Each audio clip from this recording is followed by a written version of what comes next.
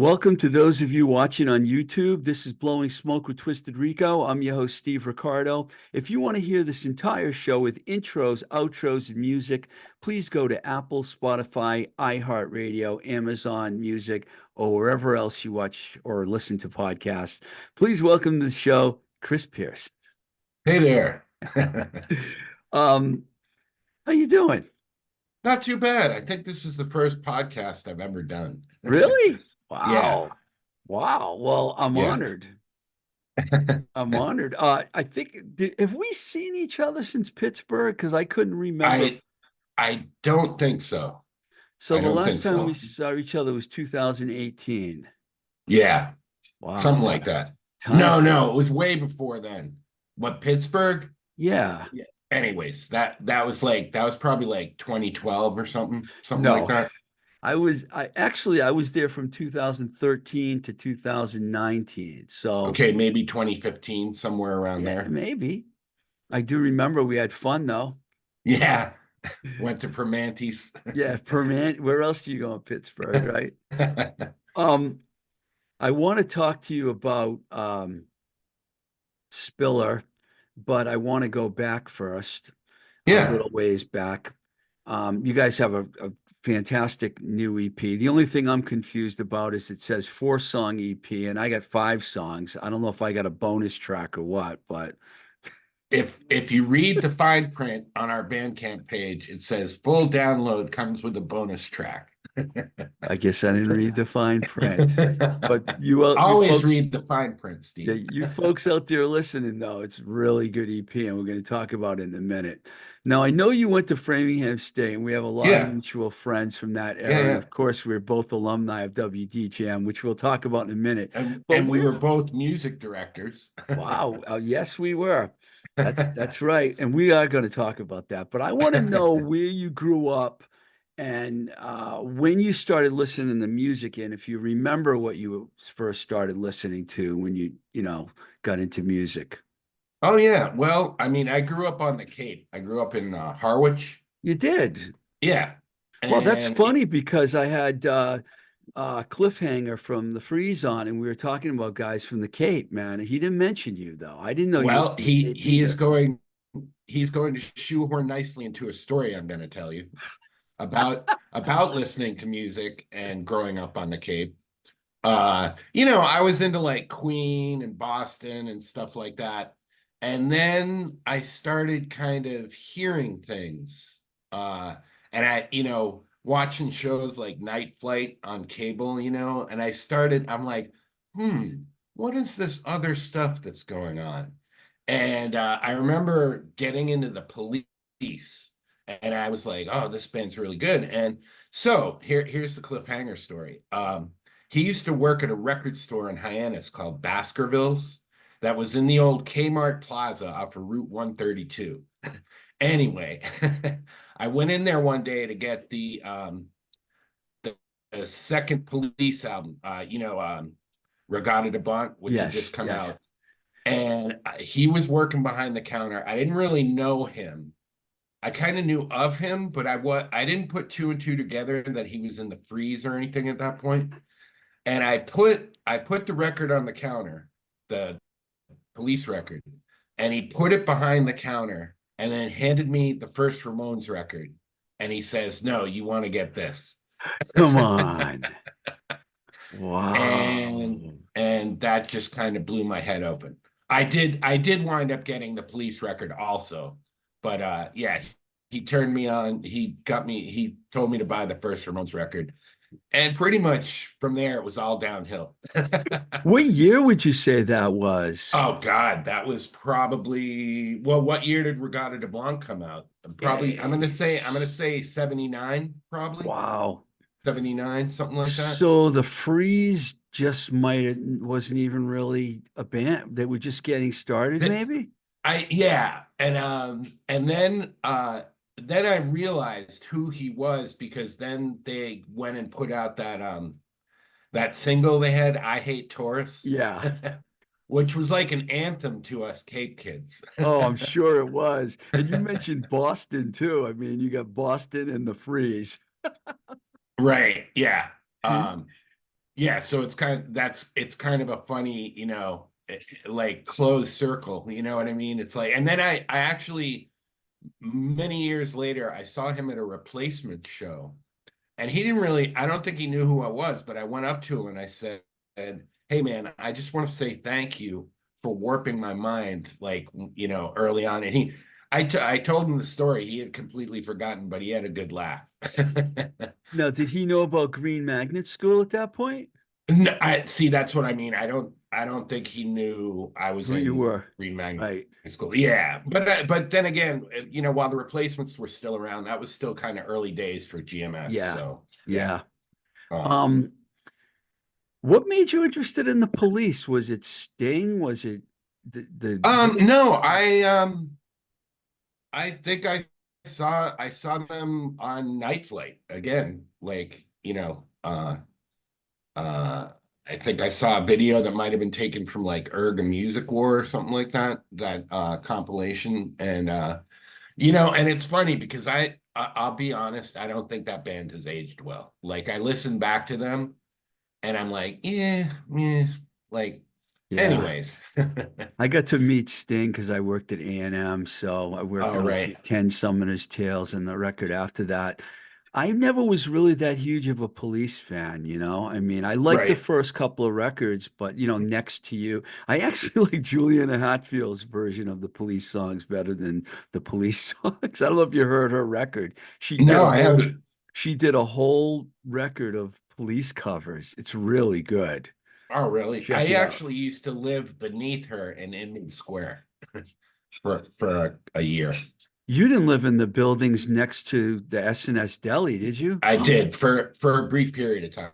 Wow, I Yeah, had my yeah. ex-girlfriend lived in the front building, and I used to see, I ran into Evan there all the time. That was around 98, 99 when I was spending a lot of time there. But I saw Juliana all the time, walking her dog and hanging out. And Right. Evan hung out there, and I knew Evan Yeah. from years before that. Well, Right. those two buildings are famous. A lot of bands have lived in those buildings, people in bands. Right. I Right. didn't realize you lived there, man. I was just Just at, briefly. I was at the S&S the other day, actually. I love that place, man. They have When great knishes. when Sylvain came up here and played at the Abbey Lounge, it was like a famous show that he played. I went out to dinner with him at the. He said, "Is there any good places to eat around here?" I'm like, "I think you Ah, might like the S&S Deli," and he did. He loved it, and we went in there and hung out in the S&S. Um, so how young were you, would you say, when you started getting into the police and all that? Were you still well, then, like after the police, like then I started listening to Devo, and then the floodgates opened. I actually, it's funny. I say "I Hate Tourists" was an anthem for Cape kids, and yet tourist kids that would visit in the summer would like turn me on to music I hadn't heard. Do you know what I mean? And a friend of mine that lived in Worcester and his family summered on the Cape, he was a huge Buzzcocks fan, and he Mm, turned me on to the Buzzcocks. And like that just opened the floodgates. Do you know what I mean? And then I started getting into like the Dead Kennedys and like all that stuff, and it just yeah. So I was probably, when I started getting into that kind of stuff, I'm gonna say I was about 13 or 14, something like that. And that's young. yeah, and then I started playing guitar when I was about 14, because it was that time of your life, you're a teenage boy and you're like, in my case, I'm a cis white male. I was interested in girls, and I was bad at sports. And I'm like, how can I get girls to like me? I know, I'll play guitar. So did you have bands out there in the Cape? Yeah, well, I mean, I formed a band. Well, we formed a band, me and some friends. The first band I was ever in, which was in junior high school, was a band called the Adams. That was the first band I was ever in. And we did like, of course, we did like Police covers, Devo covers. I think we played a couple of Cars songs, you know what I mean? And that's really when the music bug bit me. So and then later I like in my high school years, like junior and senior year, I was in a band called Off Balance with a really good friend of mine, Colin Stevenson. And again, I mean, and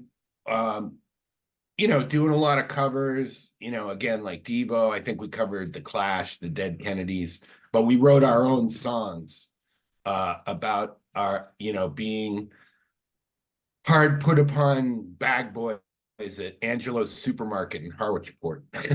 I was going to ask you when you started writing. Did you start writing at a young age, or? Yeah, probably about 15 or 16. Wow, that's Yeah, great, man. yeah. So, did it take a while for you to get any? Did you play gigs out there? Were you doing a lot of gigs? Just like those bands in high school, that was just like parties and stuff. Garage band? Yeah. Yeah, and then when I went to college at Framingham State, I fell in with a couple of guys there, and we started a band called Billy Seven. And we played it. I don't know if you remember the Sandbox at Framingham State. I Yeah, do. we played at Sandbox, and that's where I actually met Greg Fiore from Underball. He lived in Arlington, but I think he might have answered an ad or something like that. Um, and he started playing guitar with us, and that's how I met him. And actually, Rob Hamilton was in that band, who eventually became the drummer for Green Magnet School. So it's like Yeah. it's an incestuous little puddle. What year did you go to when did you decide to go to Framingham? When did you start going to school there? I was 84 and I graduated in 88. Yeah. So you got there right after I left. I knew it was Yeah. close because I Yeah. know when you got there, did you know about the radio station WDJM? I did a campus tour before I went there, and that was the first place I went to. And I met a bunch of freaky people that I was like, this is my place. So who These are did you my meet? Who did people. you meet? Because I must know some of these people. Oh God. I think I met Rob Tim and like a couple of David Seibel. Anyways, just a bunch of those characters, Was and I was Steve like, Peck and Jennifer Whitman and yeah, those guys still there? Yeah, yeah, they had to yeah, be. Yeah. yeah, yeah, yeah, yeah. And yeah, I like as soon as I started going to school there, I basically like instantly signed up for the radio station, and that was also a huge influence on me, like being exposed to stuff I had never heard before. I think that's when I started getting into like Nick Cave and the Birthday Party and stuff like that. I got there in 81. I had already gone to a community college. I got there as a junior, and I'll never forget walking into the back room, which by the way, I went down to Framingham State about a year ago, Oh and yeah, that it's gone, whole right? everything, well, there's a radio station, but all those records and everything were all gone. There was so Right. many, that was a huge library of records, Yeah. and I used to go in there. My routine was, go to classes maybe. Well, I Yeah. wasn't media, so I'd like to go, but then I, get high and go and just start at the A's and just work your way through the entire collection, Right. pull out, and I discovered so many bands. Plus, the other people that were there, a lot of them were still there when you got there, and we were really into it, man. And I think Yeah. I think DJM continued for a while after that, while you were there at least. Now, what's interesting to me Yeah. is that when I was there, we were all the people that I went to school with, several of them went into radio. I went to work for a record company, but we didn't have anyone in any bands hanging out with us. I mean, there were people that Right. played, but there weren't. But then you got there, and I think Black Helicopter's a Framingham State band too, right? Oh, they Black Helicopter is what happened. Basically, Green Magnet School more or less broke up, but then mutated into Black Helicopter. Yes. So yeah, but yeah, yeah, a few of those guys worked at DJM. Yeah, Yeah, that's cool. So all these bands all of a sudden started coming. I missed it. I was in California and right. I didn't get to see that, but I kept in touch with the station and sent, got some bands up there still because, I'd worked with some Boston bands. Um, Right. so did you go there for 4 years? Yeah. Yeah. You- Did Yeah. what were you taking there? Like Oh, what I was a media major. you were in media Yeah. also? Yeah. Yeah. Yeah. Yeah, that's a decent media department over there. Yeah. Yeah. Did That's kind of why I picked Framingham State, because it seemed like I had heard really good things about their media department. And it's what I wanted to get into. So yeah. Now you said you started playing in bands at Framingham State. Which bands was there a So band yeah, that was that band Bill, Billy Seven. Billy Seven? Yeah. Because Green Magnet School was after you left Framingham State. Yes, pretty I much. thought Pretty so. much. Yeah. Um, Yeah. okay, this is a really popular band. I mean, you got signed to Sub Pop, you played Lollapalooza, CMJ, I think you guys played Oh the yeah. CMJ Yeah. We used to play convention, all those played a things. ton of Yeah. shows. You guys had a really good run. 3 albums between 91 and 95? So the first album came out on Sub Pop, and then we put out an EP on this local label, Sonic Bubblegum. And then the last album that came out actually after I had left the band was also on this local label, Sonic Bubblegum. So really, the first album and a couple of singles were really the only things we did on Sub Pop, because what kind of happened, and I don't mean to kind of badmouth Sub Pop. I mean, they were really decent folks and all, but they were getting this Nirvana money coming in, and I think they started getting a taste for like, oh, we want more of this, and I remember we had recorded 8-track demos of what was going to be our second album, and we this was back in the day, we overnighted them by a FedEx on a digital audio tape, and they had a listen. And I remember I was actually, at the time, I was working at Newbury Comics, another incestuous cesspool of musicians in Yes. Boston. And Jonathan Poneman from Sub Pop called me at work at Newbury Comics. He's like, yeah, I'm a little concerned. I don't hear too many radio friendly things on this. What? And we were like, And I'm telling you, it was the Nirvana thing, like I think they Wow. wanted to, yeah. So anyways, I thought you guys just got lost in the shuffle because that was the time where all of a sudden just Seattle just exploded and they had all those bands and there was a time where a lot of people wanted to go to be on Sub Pop, and I figured right, they just right. didn't spend enough time with you guys. I think, yeah, I mean, there might have been some of that as well, but we actually started getting cold feet when they seemed to be kind of pressing us to write, radio friendly songs, and if anything, I feel like we were getting more experimental, rather than more poppy, and so that probably didn't jibe with their business plan or whatever. It's just bad timing because a good band and a good label, you figured it would work, but maybe it should have been like SST or something like that. But Right. but you guys still were really popular, especially in Boston. When you went on Lollapalooza, did you do a lot of Lollapalooza dates? No, we just did the one in Boston. Seriously. You played locally. Oh, yeah, cool. Was that Yeah, good? no, it was like the second stage. You know what I mean? It was like they had a side stage. I think it was the first year they actually Yeah, I did was gonna that. say 91 and 92, the first few of were great. So were you in well, the second year was Pearl Jam and Soundgarden. Were you on that one or were you on the one before that? The one, I feel like we were on the one that Ice Cube played. That was the It, one. Yeah. um, Henry uh, Rollins, Ministry. yeah, I mean, my memory is fuzzy, but S- I just, for some reason, I mostly remember Ice Cube because I was into his solo album really. And like after he had spun off from NWA, I really liked his solo record, and I was kind of in awe. I'm like, wow, we're playing on the same thing as Ice That's really Cube. funny. Who cares if Soundgarden and Pearl Jam were there? Ice Cube was Yeah. there.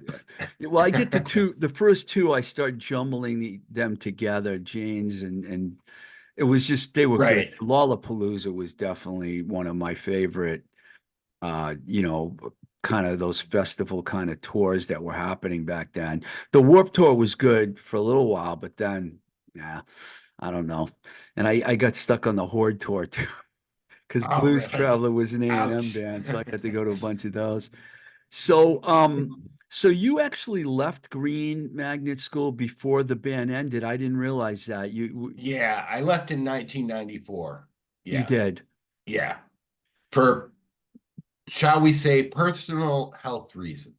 Yeah, I didn't know if we were going to talk about that or not, but it's kind of pretty well documented, not in, like most of these horror stories from those days are, you know? Right, right.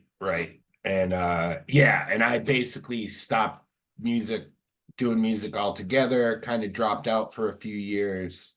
And then around 2001, I started getting my shit together. And that's when I started kind of getting back, kind of dipping my toe in tentatively to the music scene again. And yeah, I Any mean, bands? Any bands in that period? uh, no, I was doing this kind of weird one-off, um, kind of electronic. It was like I had a laptop with, I was using drum samples and I was making my own samples and stuff. And I did have a keyboard, I had a synthesizer, but I was still playing guitar, but I wasn't singing at all. It was all instrumental because around this time, I was really influenced by bands like Mogwai and Godspeed You Black Emperor. That whole like post rock thing, I was Yeah. really, really getting into. And that was I was trying to do my own take on that, but it was a little more electronic. And none of that stuff has really seen the light of day, but I called it a Kranaplan. That was the name of it, which is named after a Soviet surface effect vehicle, like a thing that flies right above the water. Anyways. They'll probably be flying over here in about 2025, I think, Yeah, I yeah, to hope pick up not. their pal. I hope not. So before we close the book on Green Magnet School, I know the band reunited in 2014. Was it Pipeline Yeah, it was anniversary? for that Bob Dubrow put together that Pipeline 25th anniversary thing. And he asked us to play, and we kind of reached out to everybody, and we were like, would you be into doing this? And yeah, we did it. Was it And fun? yeah, it was a lot of fun. Yeah, it was a blast. And I feel like maybe any bad blood that had been left over kind of became water under the bridge. You know It what I usually mean? happens. Time Which heals was all nice. wounds. Which Yeah. was nice. Yeah. You know what I didn't mention? I know you guys were pretty tight with Billy Ruane, right? Yeah. Yeah. Yeah. Yeah, me Yeah. too. I got to know him a lot later than that, because I was not living here. I was living in California. But when I came back, he was a great guy. I know he was a big fan of yours.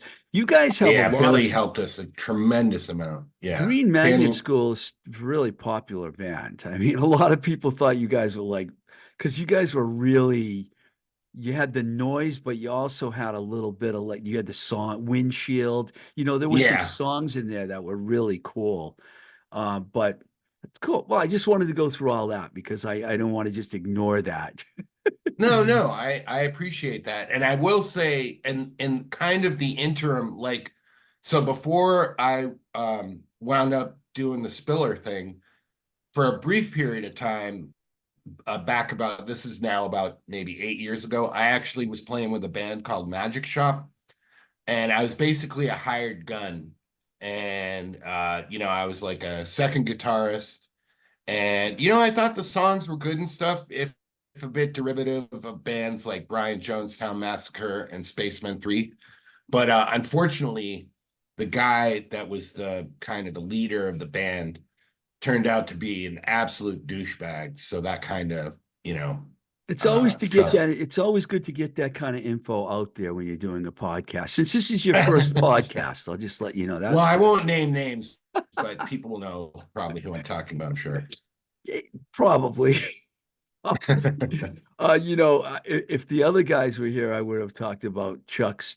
Okay, Chuck Stilfen, Gangrene, of course. Smegma and the Nuns before Gangrene. Glenn Stillman, Chuck's his Glenn, I'm brother. sorry, Yeah. Glenn, bass player Glenn. Sorry, Glenn. Glenn's Yeah. been on the show, but I know Chucky and Glenn slept at my house in California when they formed Gangrene. So I've known those guys for a while. And then he had Right. Northern Skulls going, and Greg, of Yeah. course, came from Underball. And Red Ball Jets, was that another band that he was? That was a brief thing he did, and I don't know how far he got with that, but I believe one of the songs Spiller is doing actually might have been a Red Ball Jet song, but don't quote me on that. And if I get this wrong and Greg sees this, he he's gonna give me a hard time. We No. can't remember everything, Greg. Right. And then he actually did a couple of like one-off shows. Greg was playing with Stranglehold. I know for a while too, I think he was playing with Facts About Rats, Wow, I so didn't know he was with Stranglehold. Wow, that's interesting. just for like some of those reunion shows, I think. Um, Interesting because Jack is what's well meant who we're going to talk about next, Jack Clark. He yeah, was in the band Lovely, yeah. with the singer from Stranglehold. And Jack, of course, playing Jerry's Kids too, and a bunch of other bands. And Jack's going to be joining us soon, isn't he? Yeah, as soon as the interview ends. But I mean, if people are out there wondering what the hell is he talking about, when I had Lovely on my show, Jack showed up to the interview. It was when we were doing our we were taping at New Alliance, and he showed up when we were done. So we let him come in and go on the microphone, and all he says in the whole podcast is, "Sorry, I missed it, Rico." That was Jack, who by the way is a phenomenal drummer. Oh, So he's amazing. the first thing I thought of, no offense, nothing personal against you and Greg. The first thing I thought of when I heard about this band, I was like, "What a rhythm section!" That was the first thing that popped right out off the Right, page. right. With Glenn and Jack. So tell us how this all happened. The band, like, how did you guys meet and form? And did you know? I know you and Greg went to school together. You said at Framingham, No, he had played in that band, Billy Seven. He wasn't a Framingham State guy, but but he he was was with, in yeah. that band, Billy Seven, that I was in when I was at Framingham State. But yeah, the whole Spiller thing, I guess Greg um had reached out to Jack and he was like, "Hey, do you want to, mess around and just do some stuff just to play?" And Jack was into it. And then Glenn got involved. And I think they were doing that for at least a couple months. And I guess they were practicing one day and they were talking about getting a second guitarist. And Glenn had mentioned a guy from the previous band he was in, Northern Skulls, but I guess that guy didn't have a lot of time on his hands at the moment. Why can't I And remember who the guitar player was? Oh, yeah, I it'll know, I come to feel me. bad. Glenn told me and I can't remember his name, but then Greg, apparently at this same practice, Greg was like, "Hey, what about Chris Pearson?" And they were like, "Oh my God, that'd be really cool." And literally, apparently that day, Greg got home from their practice and he sent me a message and he said, "Hey, what are you doing next week? Would you want to? I'm kind of doing this thing with, Jack and Glenn, and, would you want to come down and just mess around and see what happens?" And that was it. It was like, it really clicked. I went to the first practice.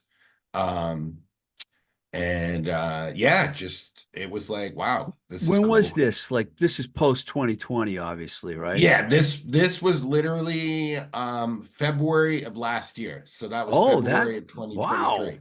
Yeah, yeah, Okay. yeah. So it was pretty recent. Yeah. And, Um, and so, so you went down and played with them. Did you hit it off with them right away?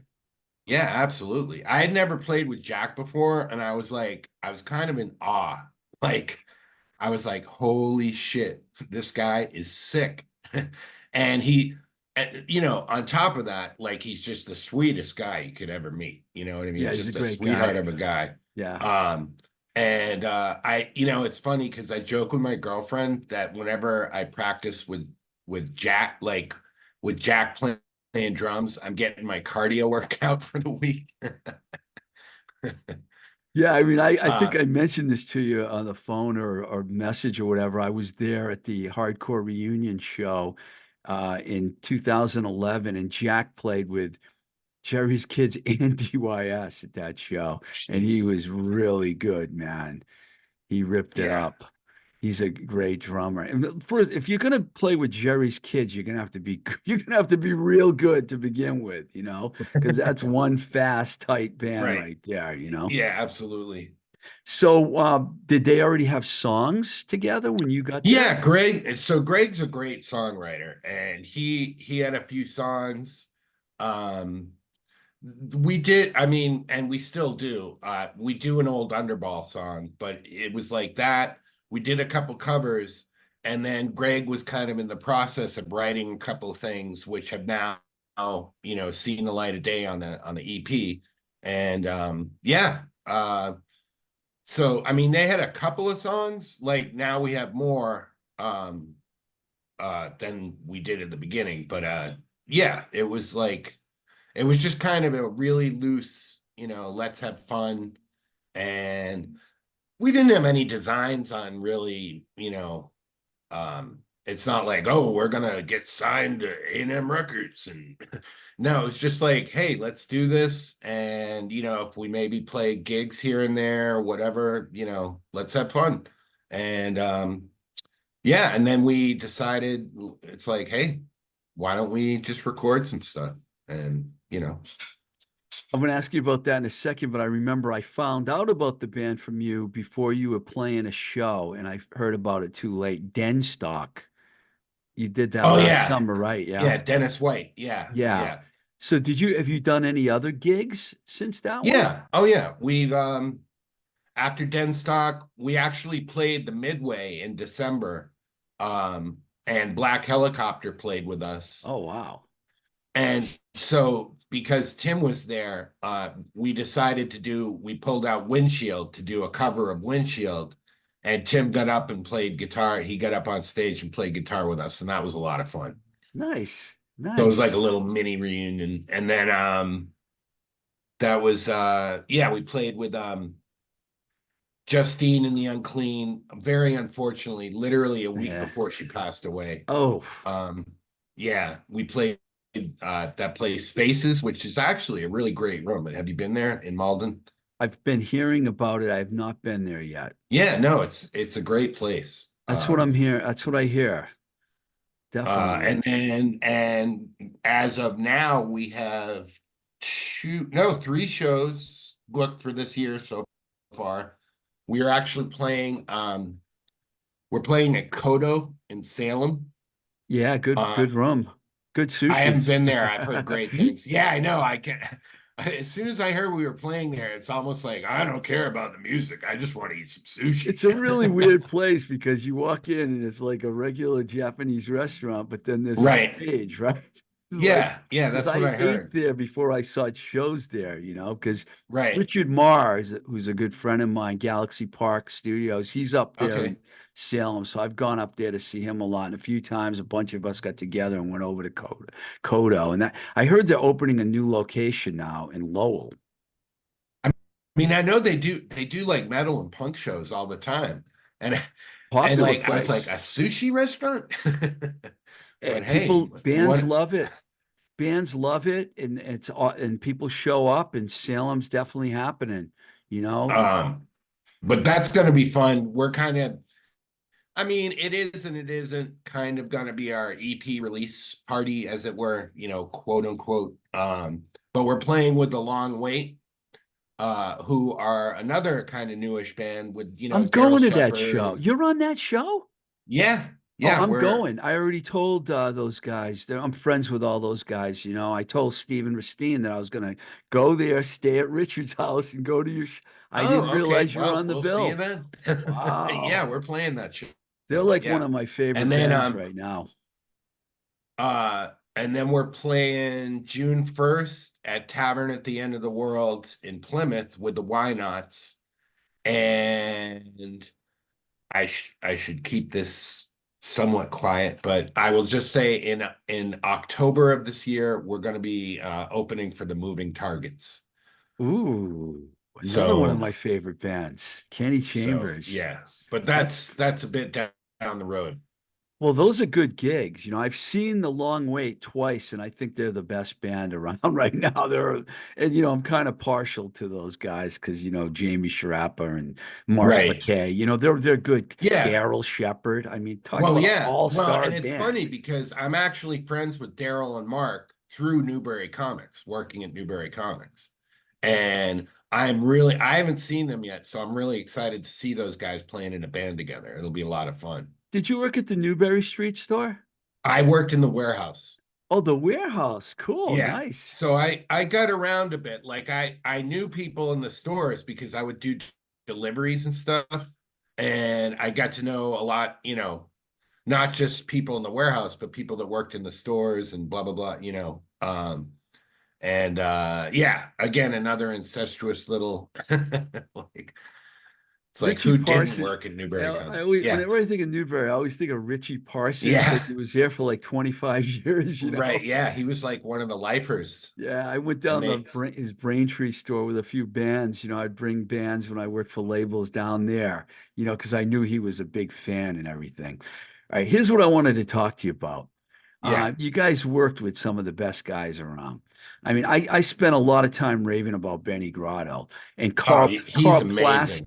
and Carl Plaster and Tim O'Hare. How in the world did you guys work with those three guys? That's really cool. I want to hear about that because these are Okay. So that was actually Greg's idea. I mean, we knew we were gonna record at Mad Oak. Glenn had reached out to Benny Grotto and we booked that. And then Greg, he was like, what if I reached out to Carl Plaster and Tim O'Hare? And Tim's in Texas now. He lives in like Dallas or something. Uh, and Carl got involved. He basically set up all the drum sounds. that's his thing, man. That's his Yeah, thing. he is the master. He is the master of Him and Jack yeah. together, that And must have been pretty I cool. know, yeah. And then Tim signed on, he's like, yeah, I'll mix the stuff. So it was kind of like Greg's charisma and charm got Carl and Tim to shake off the cobwebs, as it were, and kind of work on this with us, which we are so grateful for because those guys and Benny. I mean, Benny was amazing. Like I don't think I mean, I've worked with Sean Slade, all kinds of people, and I just thought Benny was tremendous. Yeah, I The always the stuff, to to me he's like, him and Alec Rodriguez. Those guys are like so good, they're so good. yeah, I just had Carissa Johnson. Well, yeah, by the time this comes out, the show will be out. And Carissa and Benny have been doing a lot of stuff together, and the stuff they're doing. So he's versatile, he can do heavy, yeah, and then he can do pop, and right, everything in right, between. So I right. thought I I was hadn't even known that he played drums in Slapshot for a little bit. I was like, he's a what? good drummer, definitely. Yeah, I haven't heard him play drums, but yeah, I mean the guy, and then so on top of Benny, who is like the consummate professional and knows obviously what he's doing, to get Carl and Tim involved in it was just the icing on the cake, and again, that was Greg. Greg reached out to those guys, knowing them from his past and Underball, and I knew them from work, Green Magnet School stuff, and it was like it just kind of came together and worked out. Yeah, you guys did a great job, man. Oh, thanks. I love the 4-song EP with the extra song. Don't tell anybody. And I saw the Sparkler video, watched it a couple Yeah, times. You shot that in Alston, right? yeah. A good friend of Glenn's, Sean McCauley, he helped put that together well, I mean, he basically, did it more or less. We basically, it was like shots in Alston, kind of like old school vibe. and then just stuff just recorded in our the place where we rehearse, and yeah, I liked it. That's actually, that song is kind of, it's about, and I guess you could say dedicated to Justine from It Justine is. and the Unclean. Yeah, yeah, it's written about her. Greg wrote it about her after she passed. Yeah, Wow, that's yeah, cool. Yeah, yeah, it's a nice black and white video too. I wanted to mention that. I liked black and white. It was black and yeah. white, We, right? yeah, yeah. We didn't, no bells or whistles with us. We're no frills dad punk. Well, this is kind of an all-star band we have here, so in the highest regard. Um, so you mentioned all the shows you got going on, and you guys get together a lot and rehearse a lot? No, we rehearse once a week on Sunday. Instead of, we're terrible sinners. Instead of going to church, we play punk rock music. Yeah, we rehearse every Sunday, usually around noon to 3, somewhere in that vicinity. And Where's the you know, space at? Where's the space where you play at? it's in Waltham. We kind of lucked out. I think Glenn knew a guy. I wish he was here because he could say, like, this guy has like a recording studio, but he didn't use it all the time. And he was looking into having bands, kind of renting it out for bands to practice. And I think, as far as I know, we were one of the first bands to kind of bite on that. And it's been a great arrangement. I mean, we basically pay hourly by the week. But he kind of knows by now our regular slot is, Yeah, Sunday early afternoon. So that's awesome, yeah, man. yeah, Um, we practice once a week and that's it. I mean, we're such pros, Steve, that we only need to practice once a week. I I imagine some of those guys are playing in other bands too. I mean, Jack is probably playing with someone else, right? Oh yeah, he plays with Richie a lot. And Yeah, I they're know, doing the Richie's Kids show. Did yeah, you hear about that? yeah, yeah. That's Are I you think going? that's next week. I'm gonna try. I'm gonna try. I'll be there because Okay. I knew Dean Jackson, who passed away. That's what it Oh, is. It's right, kind of a tribute show right. for Dean Benefit, rather. yeah, And I yeah. met him through Gangrene and Curtis, and Chris is going to be there too, Chris Doherty. And then there's when I saw all the people that are playing, I was like, whoa, it's going to be Right, about 5 great hours of punk rock for sure. right, right. Yeah.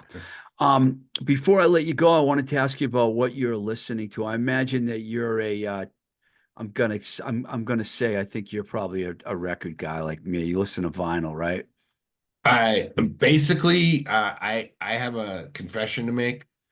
And I'll say this quietly. Help, I'm being held captive in a house where if I listen to anything other than vinyl, I get locked in the basement for hours at a time. Yes, I pretty much only exclusively listen to vinyl. I will admit, when my girlfriend is not home, I sometimes will pull out a CD or something. I recently got a cassette player again after many years of not having one. And I got to say, that's been one of the funnest things. Like, I've been making Yeah. mixtapes again and stuff. But yeah, I pretty much, yeah, I'm a big vinyl guy, big I time. got Yeah. this little contraption. You plug it into your my MacBook. I don't know what it's called. It's not around here right now, but I take, you can burn cassette, take your old cassettes and turn them to digital. And I've got so Right. many. Right. You wouldn't believe how many cassettes I have. I was cassette crazy, but I'm a big vinyl guy. That's why I asked about that. But I have a CD player too. I listen to everything. I found this old boom box that has like one of those 8 CD things. So I load up 8 CDs when I'm in one room and listen to CDs. When I go in the other room, I listen to vinyl. Then, I have my little box. I listen to, Spotify or whatever on that, so I'm like, Right. so have you been buying any music lately? I mean, what are you listening to? Yeah. Yeah. Honestly, and in light of what today is, I will mention there's quite a few younger, newish contemporary Irish bands that I really like. It's St. Patrick's Day, people, if you're wondering what he means by that. It's St. Patrick's Day. Because we're I got both my Irish, right? Well, I'm green, not Irish, but green. you're Irish? Yes, Riccardo. Riccardo is such an Irish name. I'm from Uh, Belfast. What do you mean, man? Not yeah. from Belfast. But like bands like Fontaine's DC, Gilla Band, Silverbacks, um, Murder Capital, and what's that band? Pillow Queens. There's Wow. some great stuff. I don't know what they're putting in the water in Dublin right now, but there's some great stuff coming out of there. Um, but yeah, like a lot of that stuff. I mean, again, my traditional go-tos are like I love Mogwai, the band Mogwai. Love those guys. I'm a huge rest in peace, dear sir. I'm a huge Fall fan. Love the Fall. Yeah, Um, good one. but like, yeah, recent stuff. Trying to think. Like, other than a lot of that Irish stuff. Um, and some of these new bands coming out, like Dry Cleaning and Idols, it's like people are like, oh, rock and roll is dead. I'm like, you're not looking hard enough. I You know what I think since mean? the pandemic, there's been a real upswing, with releases. And I'm on Bandcamp a lot, so I find a lot Right, of bands on there. right, And I'm talking to people every week. I always ask right, everyone what they're listening to. So you right. just You should, you mentioned a few bands, and I don't know them. So now I'm gonna listen to this. I'm gonna be like, okay, I gotta find out who these bands are that Chris is. Like, I know Idols, and but some of the other bands you mentioned, the Irish bands, I never heard of them. But that's great, oh, man. That's yeah, why no, definitely check them out. You will be pleasantly surprised. yeah. I mean, do you listen to old vinyl too, or are you just looking for newer things to listen No, to no, these I days? listen to old stuff all the time, all the time. Yeah.